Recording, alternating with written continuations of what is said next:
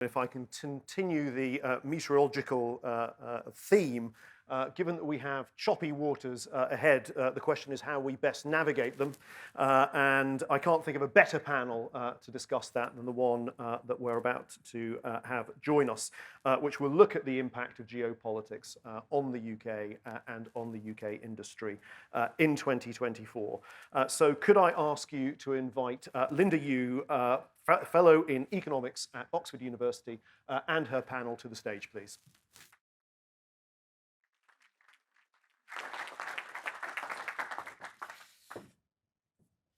Good morning. At will.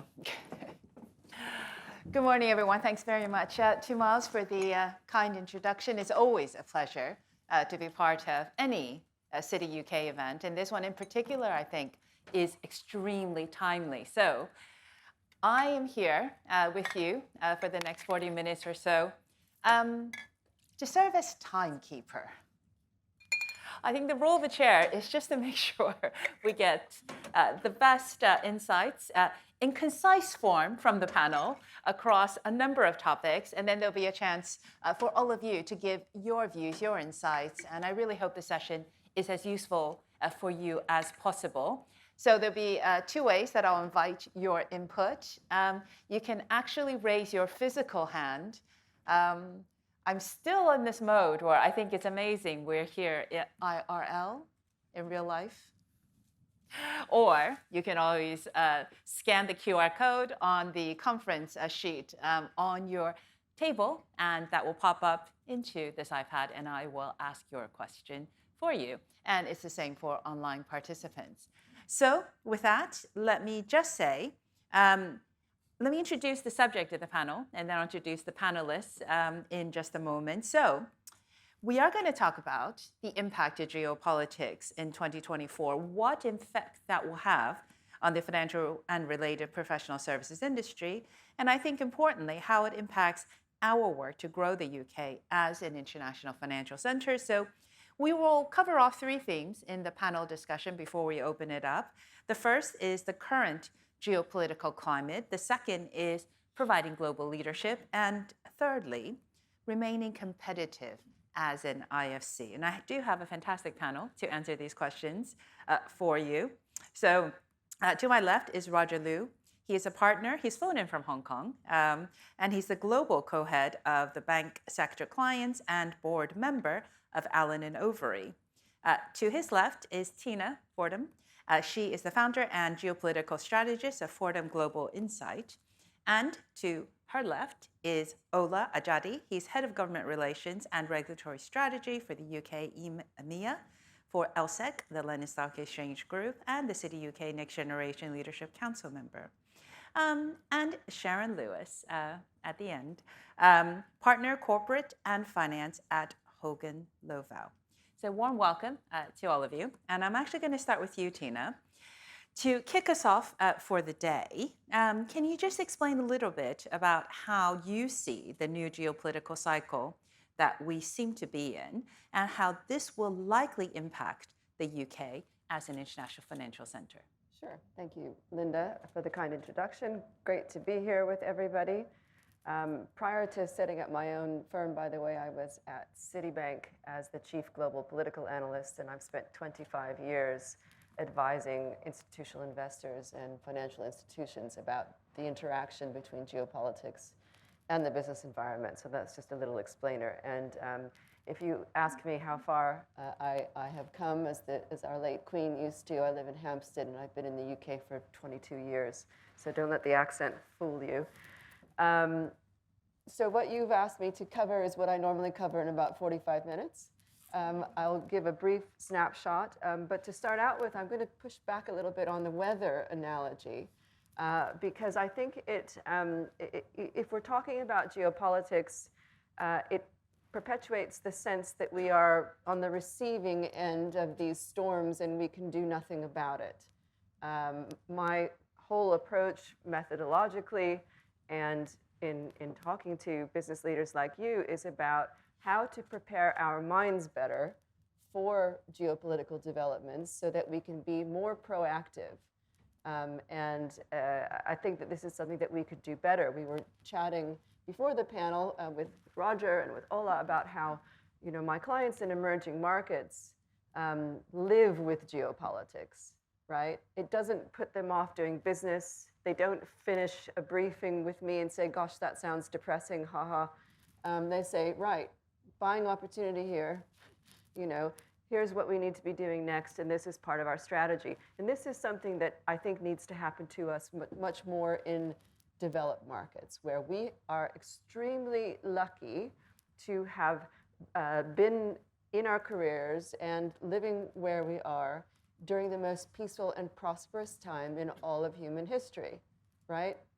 The period between the fall of the Berlin Wall in 1989 and, let's say the collapse of Lehman Brothers in 2007 was just that, the most peaceful and prosperous in human history. And that is our baseline for our experience. Unless, of course, you were in Northern Ireland during the Troubles, or apartheid South Africa, or Deng Xiaoping's reforms, or the Latin American dictatorships, et cetera.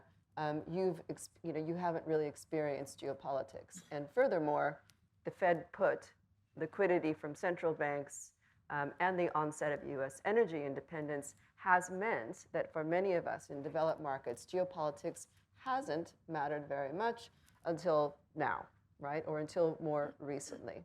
The Russian invasion of Ukraine on the one hand and the escalation in the Middle East mean that we have two potentially systemic conflicts at the same time, plus things heating up in the South China Sea. If you've been paying attention to China and the Philippines tensions, we've never had so many simultaneous, potentially systemic conflicts. By systemic, I mean where there is a transmission mechanism for a development being regional and then becoming a global markets issue.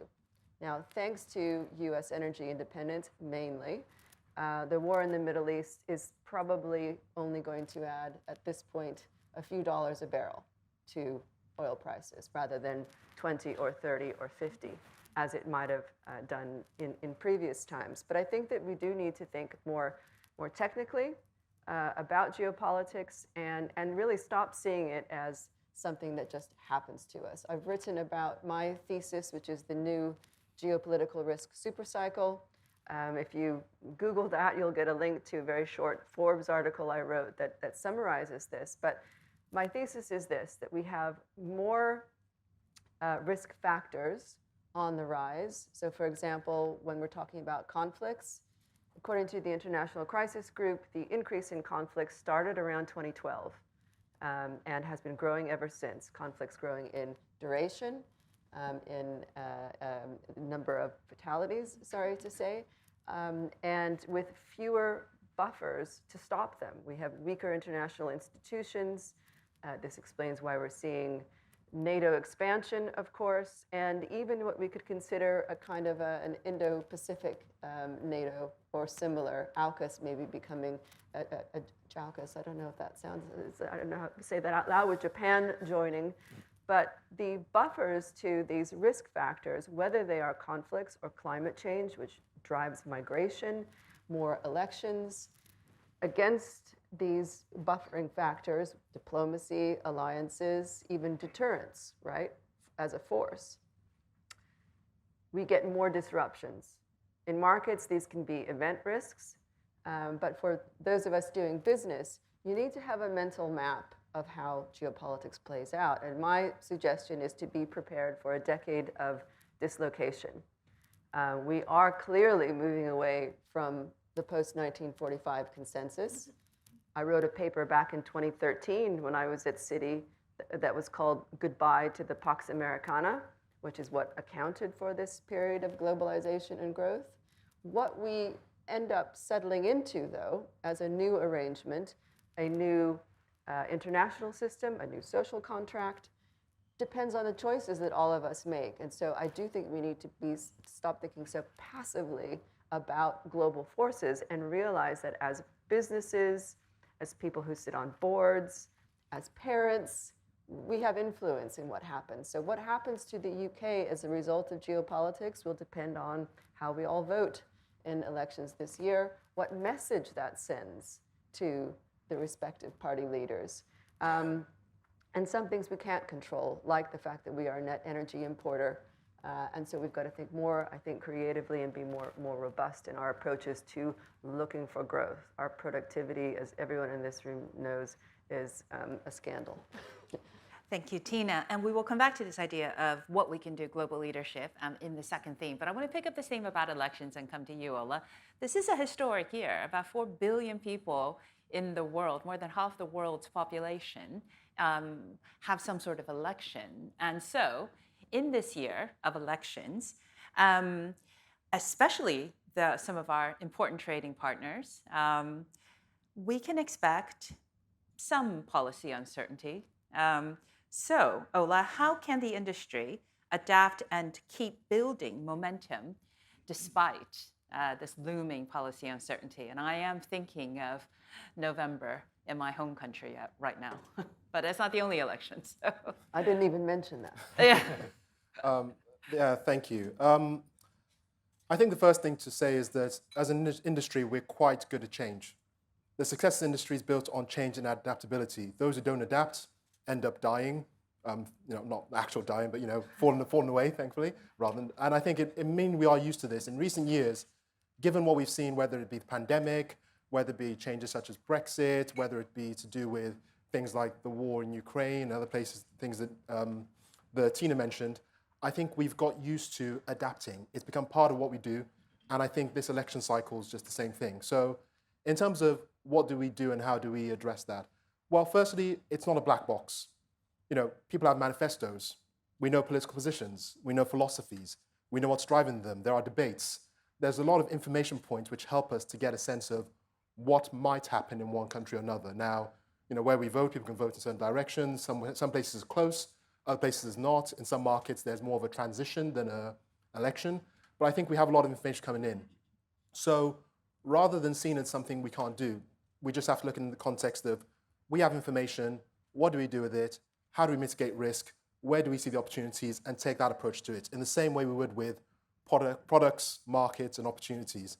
I think sometimes, because of the noise of politics and the grandeur and some of the, whether it's on X or people doing amazing things and spending money elsewhere, we take it out of the context of everything else we do in our daily lives in business to make sure that we're a success. I think we need to bring that back. So that means thinking about geopolitics, election risk across the organization, because we know that it can drive your location strategy. It can drive your product strategy, who you can sell to. It can drive your people strategy, who you can hire. So this needs to be in the core of organizations, not just in a small part of the organization. It needs to be in risk committees, people functions, at Exco, at board. Because when you're thinking about what does the next 5 years look like and trajectory, when you're speaking to investors, when you're speaking to the market, that's something which is driving them. So at LSEG, when we speak to analysts, investors, they are interested in what's going on in terms of what does the change in administration mean here? What does the proposal suggested by some party mean there for you as an organization? So it is very much part of what we do. And I think the other angle is to think about what we're here to do as an industry, as firms. We're here to support our clients, our customers, the real economy, help to support growth, risk mitigation, help to get capital to people who need it, and all those kind of the core requirements of what we do. And I think focusing on that is really important, because if we're trying to almost think about this outside of our core and think about how we deal with it and what are the opportunities, but not without that underlying what are we doing, I think we end up finding ourselves in caught up in politics. And interesting as that is, that's not our jobs. Our job is to show that here's what we do, here's the service we provide, here are the products we provide, here's how it helps companies, here's how it helps the economies, and here's how it helps to improve lives in many markets. And I think, yes, we may see changes in administration at the very top, but one thing which is useful is that there is some continuity. We know the regulators, often maybe a top-level change, but there are lots of people who are still involved. We know that central banks continue, we know that officials continue, and that dialogue with them is important. Now, in some markets, they may not have as strong an influence, but it's still useful. So the idea that we have this gigantic shift, yes, it's real, but if we look at history when there have been shifts elsewhere, sometimes the expectation is greater than the reality. The rhetoric is what matters. So it ends up being, how do we wrap up what we're doing in a language which people understand without necessarily shifting and changing, because that's not useful for us, it's not useful for customers, it's not useful for economies, but in a way that says, here's what we do. You want to talk about it in the context of communities. Here's how we are helping, underbanked communities. Here's how we're helping to mitigate risk from climate change, or whatever it might be. Or here's how we're helping to grow the economy and open to new markets. I think that thought process and make sure that's part of what we do from the start is going to be key. Thank you very much. Roger, we have seen a reconfiguration of growth corridors, and being based in Hong Kong, it'd be great to get your perspective on these shifts. Yeah, absolutely. If we see sort of capital as a pool, it's a very large pool, and sort of in the era of globalization, that pool of money goes wherever it wants pretty much. But that pool of assets and capital is still seeking yield. Ultimately, that's where it's going. And in terms of what you're talking about, Linda, the waterways and the channels through which that pool of capital is going is shifting. Being a lawyer and doing what we do, yes, we absolutely see where that's all going. In terms of within Asia itself, Chinese money going into Southeast Asia, and very topically, we're talking about Middle Eastern capital going to China and vice versa. Yes, and that's absolutely happening. There was a deal that was announced, $1 billion worth of investment into Chinese retail real estate at this stage of the economic cycle is not something to be sniffed at. It may seem irrational, but then if you're taking a very, very long view, it may eventually make sense. We will talk about sort of for the people in this room in terms of what place the UK has in terms of those movements. But then Ola was picking up on the fact that the stability that the institutions offer goes a very long way. Ultimately, capital does, even though it's seeking yield, it is still trying to seek yield in a way that's protective and stable and predictable. And I think that's something that the UK market could absolutely offer. Thank you very much. Okay, going from Hong Kong now to Paris, where you're based, Sharon, from a European perspective, which I think this is completely a great representation of how the UK is. We are actually very international. So, Sharon, the question I want to ask you is actually a slightly different angle on this, which is during the international financial crisis, the GFC, we saw a coordinated global consensus about problem solving.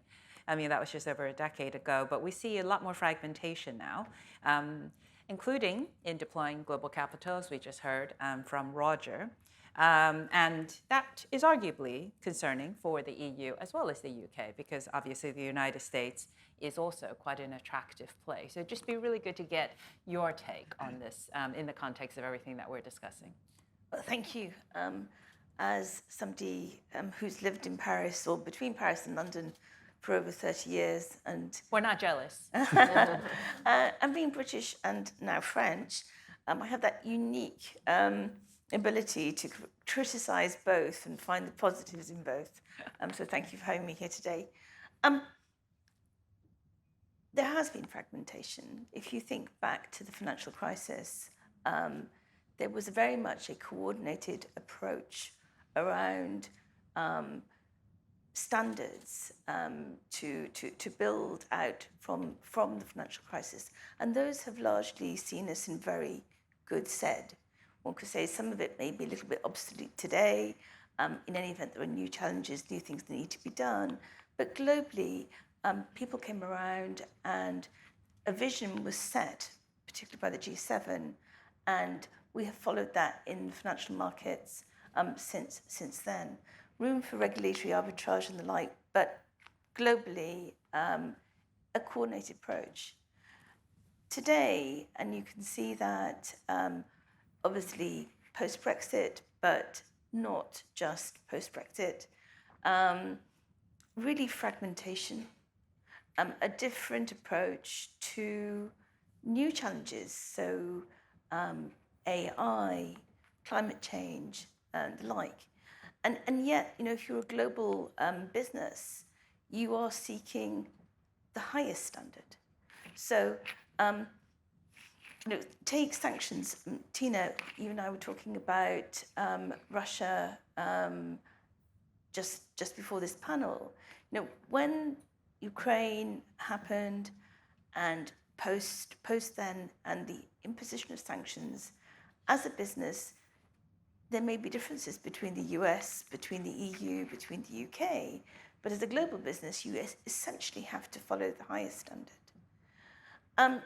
If you take climate change today, the standards are not the same. And actually to follow the UK, the EU standard may actually lead you directly into conflict with the US. And I think that is a big challenge for business. And navigating that regulatory uncertainty is going to be something where I think you're quite right, Tina, people need to engage and really have their voice. Great, thank you very much, Sharon. So in my notes here, it says Linda might like to add a few points. So I'm just going to add one, because I do think there is this issue about, and this goes to the role that UK could play, that we are in an environment of geopolitical risk. Geoeconomics has itself become a term.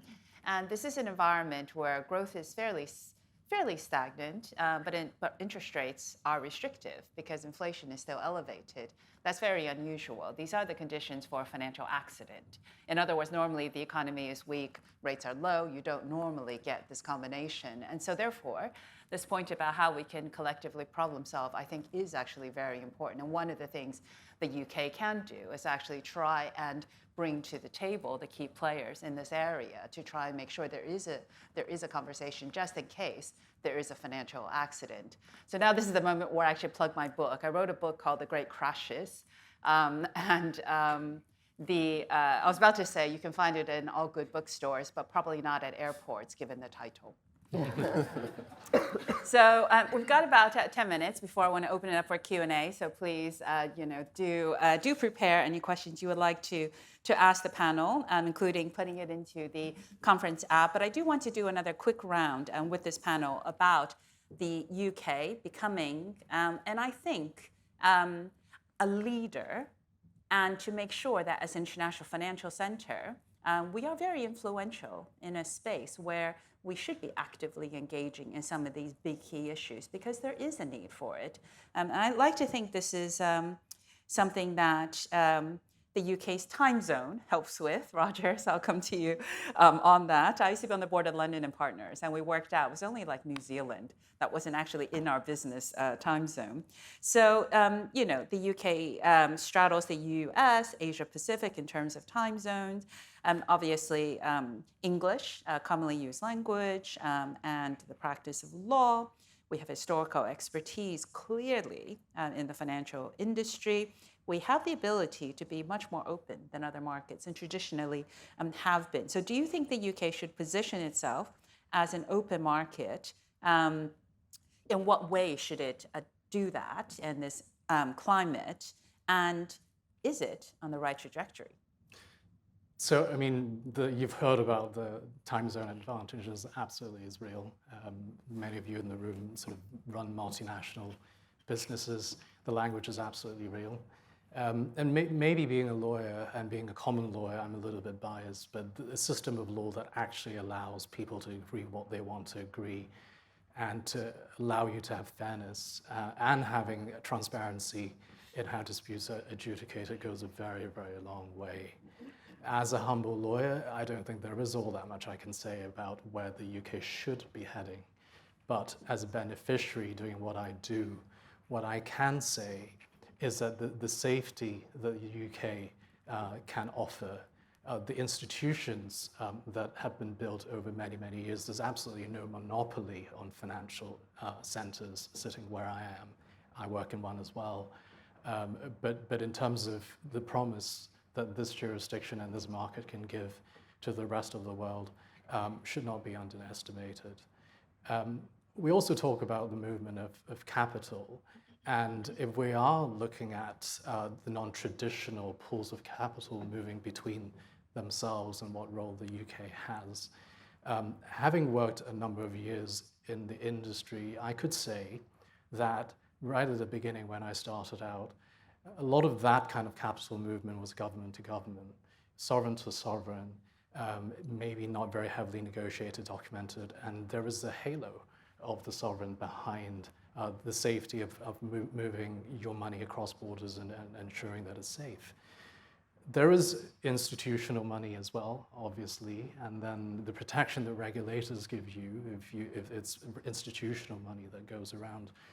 But as we all know in this room, there is a massive swell of private capital that is moving around now as well, that doesn't have necessarily the protection that the previous examples that I have given. If anything, I think the transparency and the safety and the continuity, and let's say the boringness of being able to do what you want and the predictability of where the money is going goes a very, very long way. Oh no, it's definitely good to be boring. I'm Sharon. No, that was not a good segue.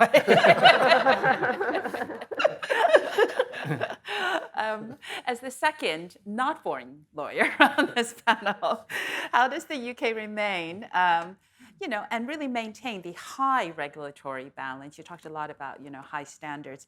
That balance between risk and stability, and could that create a competitive advantage?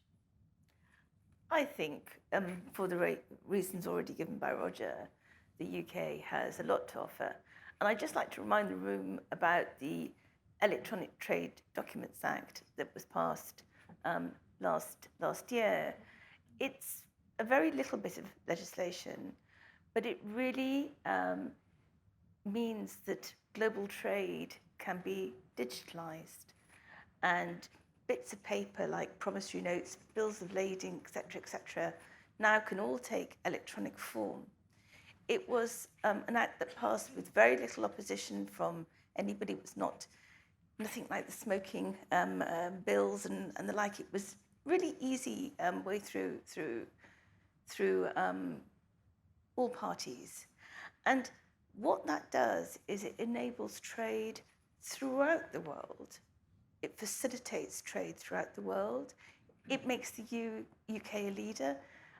English law governs 80% of global trading, and I think it positions the UK very well for that. And I think that is the type of thing that the UK should be doing. I certainly think that it should be taking what was done in the Electronic Trade Documents Act into our securities. So our bonds and shares, they're still in paper form. We need to digitalise those urgently.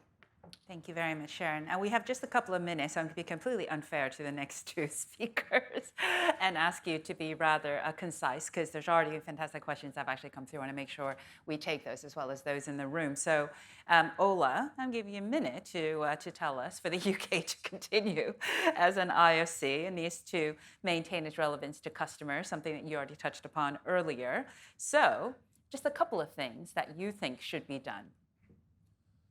Oh, in a minute. I think there needs to be clarity and consistency of approach in the UK. I think stability is not underrated. I think people rate it highly, and for good reason. So I think ensuring that that continues will be key, and not playing any sort of political games with that will be important. I think making the case for bigger, better, open capital markets. The UK has benefited from globalization and a good global order in terms of financial services. We can't take that for granted. I think those of us who operate in global firms, sometimes we see the benefits immediately, so it's second nature. When I think we need to make sure we're making the case on a daily basis, because the world is moving away from a time when that made sense. There are different drivers, and therefore it's important for us, but more importantly also for our customers and clients, to be on the same page, explain about, from a local perspective, here's what we are doing, here's how it helps. The global stuff comes after. Everything's local initially, and then bringing in the global and the benefit of it is the next step. Perfect.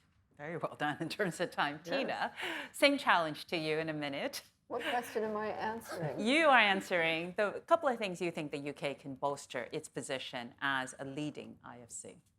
Well, I think I started to allude to it, and I think we've had great insights from my fellow panelists, but it's to be more assertive and more proactive. I mean, as Roger noted, the time zone advantage, the language advantage, the 80% of is it transactions? Global trade. Global trade conducted in English law.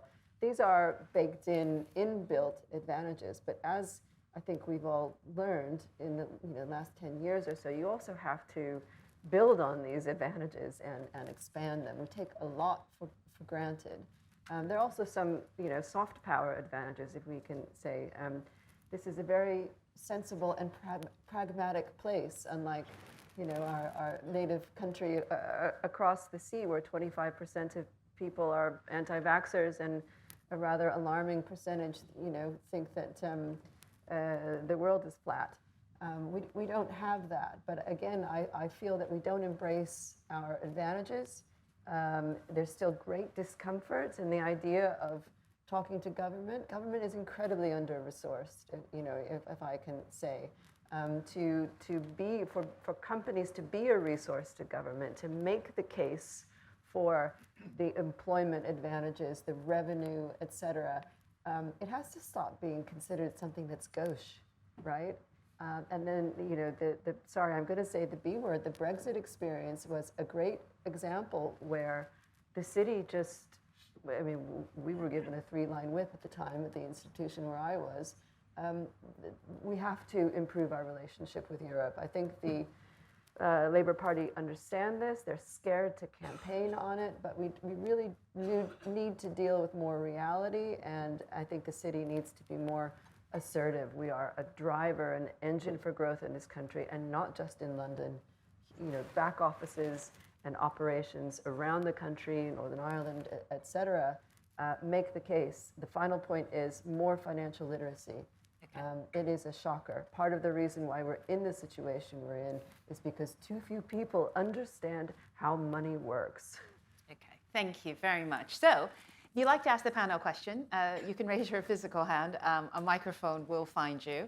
If you introduce yourself, ask your question briefly, I will find someone to answer it. While I allow you to have a think about that, I'm going to there's a lot of great questions that's come in through the conference app. So the very first one is, in comparison to other economies, does the UK now look like the more politically stable jurisdiction compared to, say, the US or many continental markets? I do find this quite extraordinary. On one of my boards, an American colleague said to me, oh, I met your former prime minister. I'm also a British national.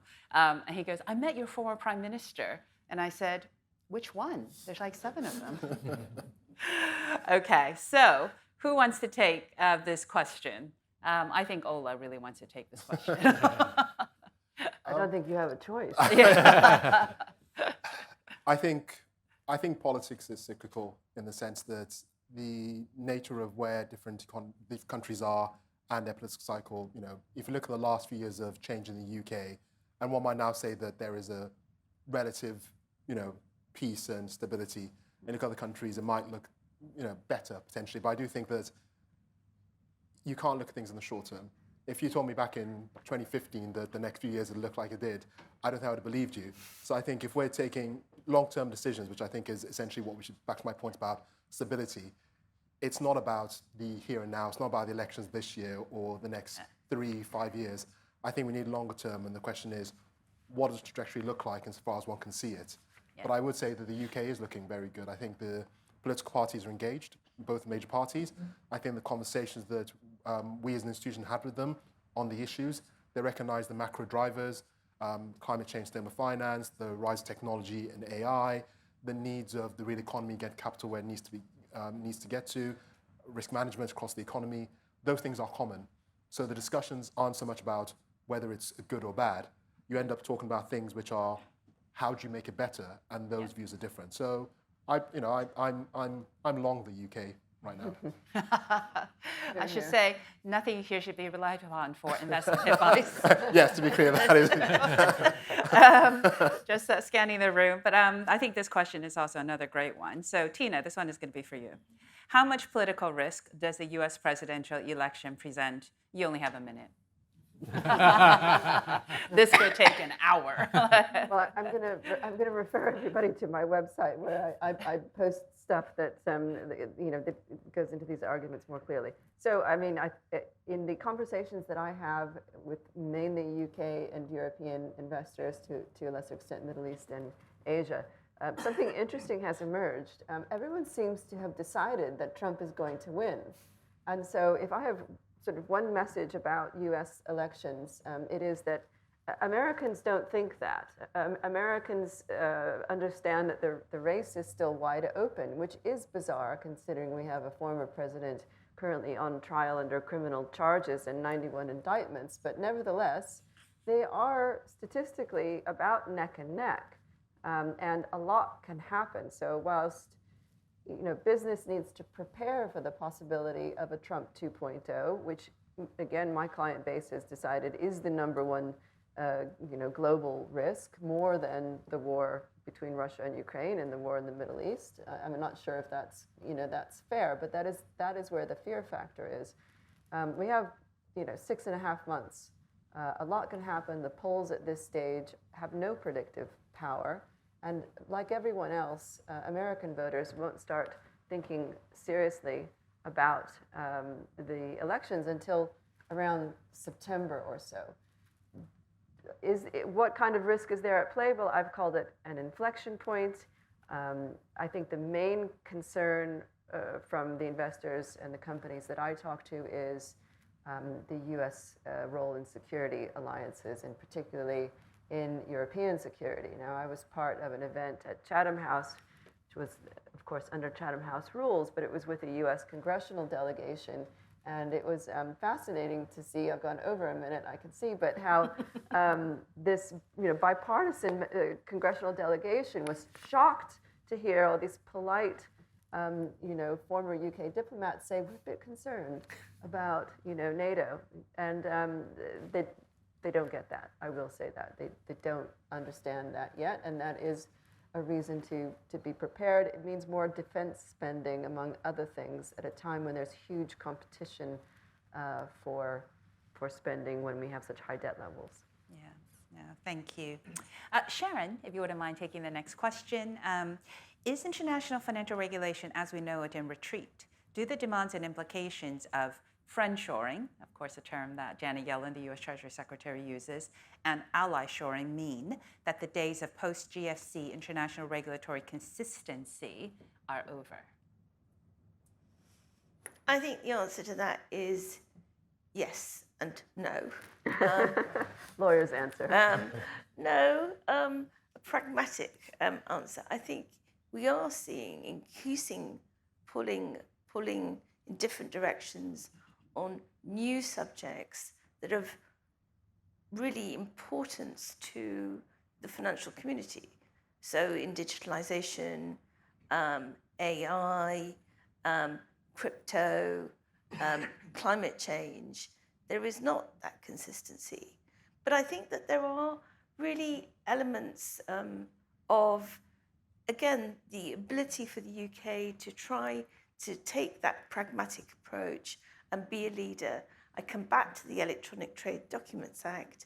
I think this room will smile at hearing that the French and the Germans are copying us.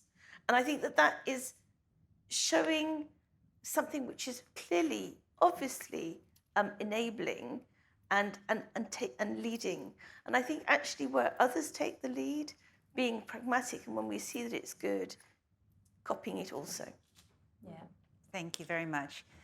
Roger, I think this next one will be for you, which is, given the coming challenges to the geopolitical system and perhaps the end of Pax Americana, where should the UK be looking to partner for future financial services growth? A number of different financial centers. I think bilateral relationships will probably go a very long way. It looks like that's the way the world's going. We were talking about fragmentation and regulators perhaps sort of going their own ways. But at the end of the day, capital needs to be moved and it needs to be regulated. We talked about the UK's relative political neutrality. I think that is an advantage, and the very fact that such a big, the UK in itself is just naturally such a big pool for capital and for expertise in itself will enable the UK to have a role and to develop meaningful bilateral relationships, which I am hearing from regulators elsewhere. Excuse me. Thank you. Okay, we may actually, in the next 5 minutes, actually go through all the questions. It would be quite a feat, because I do think these are really good topics. So the challenge is on. The next question, Tina, I'm going to give to you, which is from a geopolitical perspective, what risks should investors be most worried about in emerging markets? Is that a 1 minute one? Oh, of course. As well. The obvious one is that transition mechanism of regional risks to systemic. The oil price channel is less dramatic than it used to be, but now we're looking at supply chain risks. I am very cautious about the Israeli response to the attack by Iran. There have been some pretty bombastic comments made from members of the Israeli cabinet, and I spoke with somebody who's based in Dubai this morning, asking what the sentiment is. He said, "Well, people are more worried about the floods. We don't think that we think both sides want to avoid a conflict." Here's the problem with that: the Israelis are backing themselves into a corner with their rhetoric coming out so hard, and we need to think about this from a game theory perspective. Right, we have this escalation ladder that both sides have climbed further. It's difficult to climb down. There are some off ramps, as they say in Washington.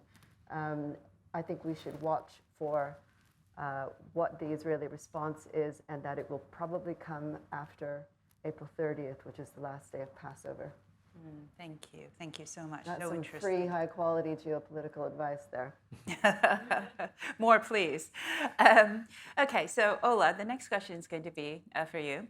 Instability arising from aggression and expansionism by Russia, see Ukraine, China, see Taiwan, South China Sea, Iran, see Yemen, Red Sea shipping, illustrates that undemocratic states pose a systemic market risk. Can business and finance feasibly continue to be neutral on this, or should we recognize democracy as a condition of stable, successful enterprise? 1 minute? Oh, yeah. These are very good questions. They are very good. They're really good questions. Excellent questions. I think from an institutional perspective, I think the question has to be, where are we operating, what are we doing, and how are we helping economies and people and companies, et cetera, to grow? I think for us or any other institution to make a judgment decision on individual countries, individual systems, is not the role we play. Now, where there has been a decision around things such as sanctions because of, as we've seen in Russia, firms, including ourselves, took the decision to leave Russia completely as a form of that. But I think trying to overlay different systems and how they operate to different markets is not the answer. Now, are there some things whereby firms should decide for themselves where they're going to participate in? Yes, but that's to do with all sorts of things that drive that: investor interests, their areas of business, the customer requirements, and various elements like that. But I think the idea that it's up to the industry to say that we're not going to go here for this reason and make decisions, I think, one, it overstates the impact of the industry. Two, it creates a moral relativism about what we think is important and starts to create it. And then where does the line stop? Because imposing, and I mean this in the broader sense, imposing 4 Western values in this sense on different markets, you may start thinking about aggression, but where does that stop and what are the different requirements? So I do think that there's a risk that we start to play judge in a way which is not helpful, and that's not role. I'm going to interrupt you though. I mean, the thing is, that's business's comfort zone, right? That's where we've always been. But there is a trend that's happening and accelerating, and that is the cooperation between China, Russia, Iran, and North Korea is accelerating, and it's mainly focused on providing weapons and cover to each other. So I'm not sure that kind of ambiguous approach is necessarily the right response to the fact that we have a much closer relationship between countries that want to alter the advantages in the global system that we've all just talked about that we enjoy. So I'm going to say that is a coffee break conversation. I would have said pub conversation, but it's only. I much prefer a pub conversation. It's only 10 a.m., but it's got to be 5 o'clock somewhere, right? So we've got 30 seconds left. It's been a fantastic panel. I'm actually not really going to summarize. I think the thing that I will stress is, and this is picking up something that Ola said earlier, which is, oftentimes, everyone is busy. Your board agendas are packed with governance. Your excos, your management teams have lots of execution and lots of things to think about. But I think what this panel has really shown is we have to make space in BAU to think about geopolitics. And this kind of uncertainty that is with us is unlikely to be just this year. We are in an era of what political scientists have described as the era of great power competition. So as such, I think that there will need to be some space to think about how these uncertainties could affect your strategy, of course, and the role that industry can play for positioning the UK as well in such a space. And of course, the City UK will be there to help you on that latter point. So with that, can you please join me in thanking, and we are bang on time, I believe. I said my only job was timekeeper, is to thank this fantastic panel, and I'm going to hand back to Miles.